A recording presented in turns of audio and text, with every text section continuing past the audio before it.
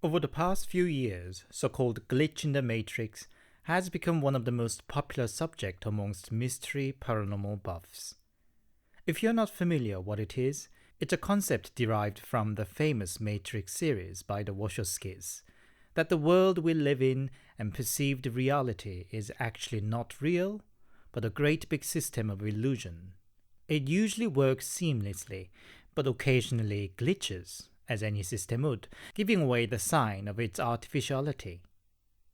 Stories that could be considered under the category would usually deal with strange time lapse, warped or lost memory, witnessing a person or an event that defies our perceived physical dimension, transporting to another world that is recognizable but not quite the same, etc. Funny thing is, the theme of glitch in the matrix doesn't quite exist in Korea. It is a bit curious because the Matrix series itself was a huge hit in Korea as in the rest of the world. So much so the famous scene where Neo chooses between the red and blue pill has long been a pop culture meme that even those who haven't watched the film would recognize.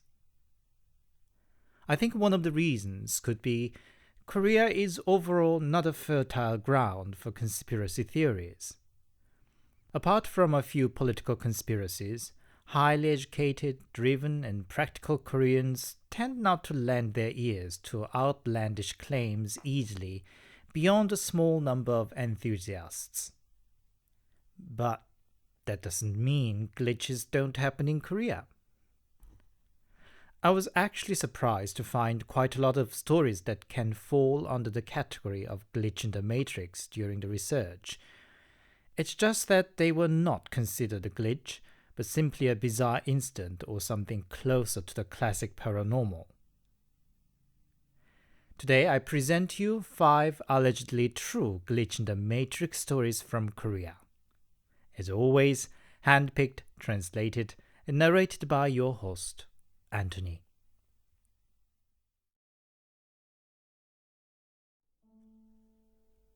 I went to university away from my home, but I would still come back home for weekends.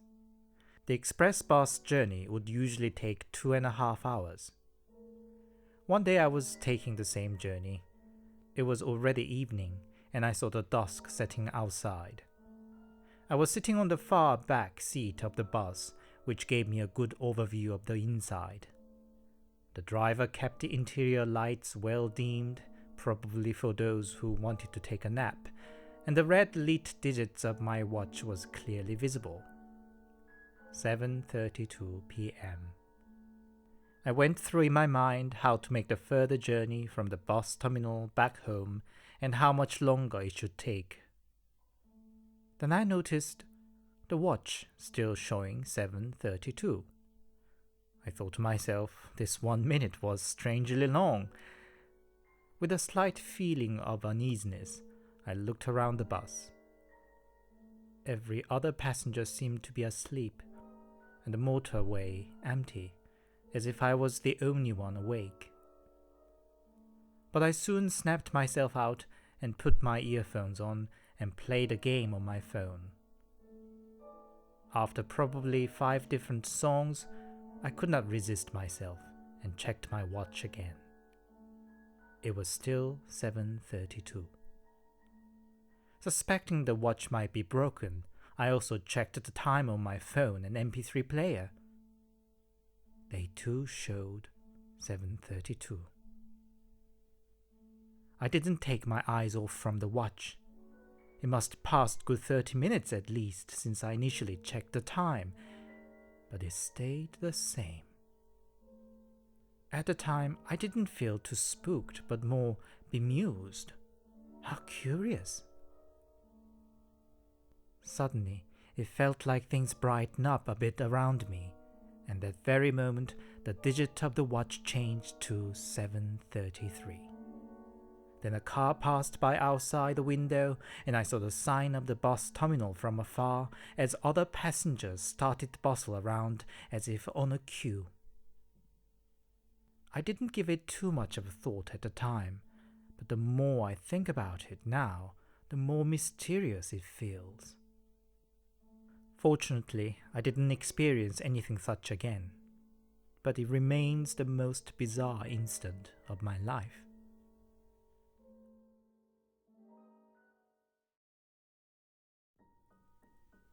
One day I was out on the journey to meet my boyfriend. His place was at the outskirts of Seoul at the time, and we usually met at the middle point, Seoul Central Station, before proceeding to his place. That meant I would be usually traveling on Metro Line number 4 from where I lived. I was already running a bit late, and I kept updating my boyfriend real time on the mobile messenger that I was passing so-and-so station.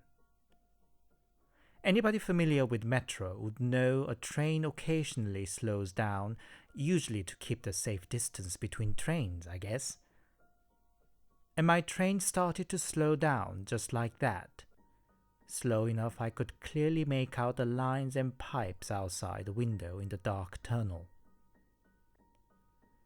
Suddenly my mobile lost the signal. I tried to restart my phone, and meanwhile reminded myself that the train had just passed Mia Station. It should usually take just about 2 minutes between the stations, but by then I felt at least 4 or 5 minutes had passed, and we seemed still nowhere near the next station. Signal was back on, and I messaged the boyfriend that the metro train is a bit funny today. He replied, "What is?" Only then I looked around other passengers on the train to see if I was the only person who was alarmed, and noticed eerie silence in the train. I checked the time, and indeed at least 5 minutes had passed. I tried to ring my boyfriend, but all I heard was all the signs were off, and people seemed all slouched down in their seats. There was an announcement that we were shortly arriving the next station, which relieved me a bit. But the train still wouldn't reach the station yet another 5 minutes, as if the journey between these stations became endless. I was going crazy and looked around again to find somebody to ask or talk to about the situation. I saw a woman on the opposite side of me, wearing a smart black suit and a shoulder-length hair tied in a smart ponytail. Her head was down as if asleep, but out of desperation I was about to shake her up and talk. Then she lifted her head and looked at me with a knowing gaze, and lifted her finger in front of her lips, then waved her hands as if to tell me, "No, keep silent." Then she hung her head again, not gently, but more like a sudden jerk, as if she'd been dozing all the while. I was frozen there with goosebumps all over. Then suddenly I heard the announcement, "Door is opening." We were arriving Haehwa Station. If you're not familiar with the line number 4, the route should have been Mia Station, then Mia Sagori, Girim, Seongshin Women's University, Hansung University, and only then Haehwa Station. Before the train slowed down, my train had just left Mia Station. With the door opening, something felt snapped. The silence was broken with a crowd of passengers flooding in. Everything felt normal again in the train, as if should be. The woman in black opposite side of me was gone by then. I jumped out of the train as soon as it arrived the next station. My boyfriend seemed not fully convinced and tried to explain away that I must have been too stressed or something. But I could not shake off the trauma, and took quite some time till I could dare to use metros again.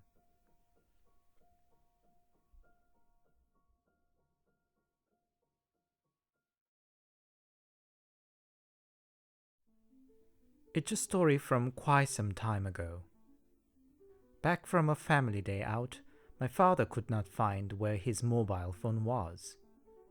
We thought it should be still somewhere in the car, but at the time Dad was the only one with a mobile phone in the family, so Dad stayed behind at his car and I and my sister went into the house to phone his number. In the case the phone was somewhere stuck in the car, the bell should lead him to where it was. So back inside, we rang his number.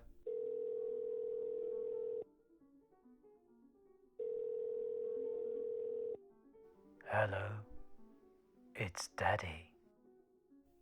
We made sure if we rang the right number, but the voice wasn't our dad's. We ran outside to his car to find out what was going on. Dad was still standing by the car and blamed us what was taking so long for us to phone his number.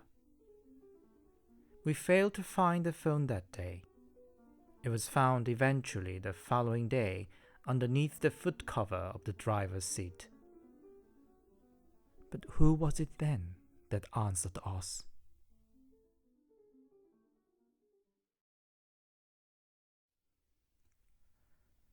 I had a younger sister, Minhee.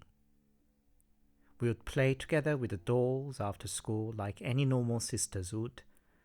My aunt would then say, looking at us both, "Dear, dear, what a shame that both girls are looking after their father," meaning we looked too masculine. Then one summer day when I was second grader in primary school, I came home to find a strange boy playing a game on the computer. He glimpsed at me and casually said, "Hi." I thought he might be some distant relative visiting us or something. I awkwardly said hi back and retreated in my room. Sister wasn't home, neither was Mom. A few hours later, Mom came back home and called us for dinner. I found a boy from earlier at the dinner table too. I whispered to Mom, "Who's that boy?" Mom looked at me, confused, then brushed me off, saying, "Stop pulling my legs. Sit down, dinner's ready." I didn't want to insist, so started to eat. Sister was still nowhere to be seen.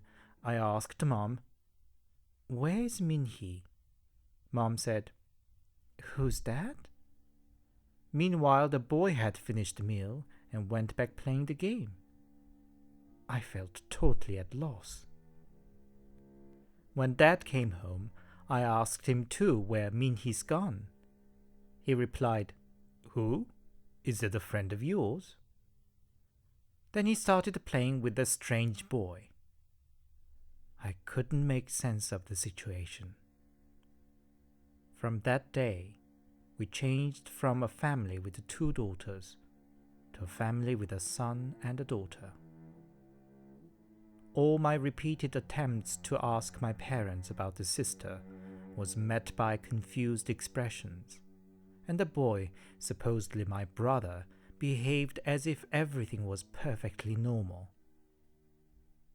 Even aunties were now saying, "What a shame that the daughter's looking after her father and son, his mom." All the dolls and stuffs that used to belong to my sister were now in my room. Sister and I used to mark our dolls with our names. She would claim that everything's hers if we didn't. And now I could find only my name on them. I was mentally broken for a while and didn't even want to be home. I reminded myself of a cartoon where aliens take over the body of the mother and kill the rest of the family members one by one. I wondered if the brother was an alien. But no such dramatic things ever happened. And life just carried on. Now I'm well into my 30s, as is my brother. As I grew older, I just decided I must have had some sort of mental issue in my childhood, and my memory was false. Except I joined a club in my university, which regularly visited the broadcasting club of the sister high school. We met and mentored the students there. A fellow club colleague then mentioned that there was a girl among the high school students that had similar look and vibe as me. I paid more attention on my next visit to the high school to see who that was, and there was my younger sister, just as I remembered her. I digged around and heard that she was just an ordinary girl from Busan and had no other sisters. I thought about talking to her, but honestly, I was too afraid.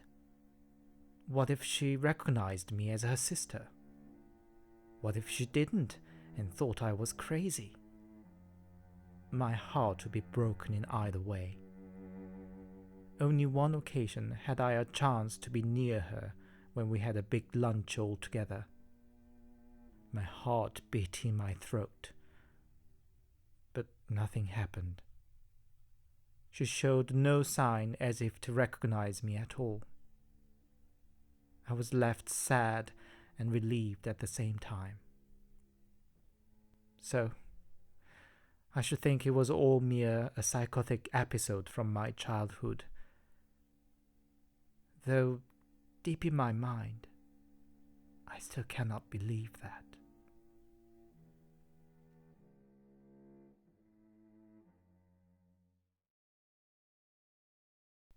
It happened when I was a high school student. Back home after school, I was just relaxing on the couch watching TV. The layout of the home was that of a typical Korean flat, meaning the living room and the kitchen were directly facing each other. From where I was sitting, I could see the glimpse of the kitchen by my peripheral vision.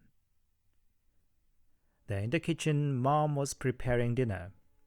Though my focus was on the television show, I could still easily sense her busily moving around in the kitchen, as well as the sound of something frying on the stove and the smell of food. All of a sudden, it hit me that Mom hadn't returned from her work yet. I quickly turned around to look at the kitchen, only to find it empty and not even its lights on. I freaked out and ran out of the flat. I still don't understand what I saw and felt that day.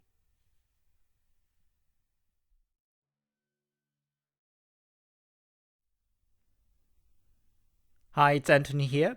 Thank you very much for your listening. Glitch in the Matrix is actually one of my favorite subjects. Near reality but warped element of the theme is often creepier than purely fantastical paranormal stories, I find. So I was pretty amused and happy when I found glitchy stories on the Korean web too. I hope you enjoyed them, and there will be at least one more episode in the future dedicated to the theme. If you'd like, please like, comment, subscribe, and click the notification bell to help my new channel grow. Until the next, stay safe and take care.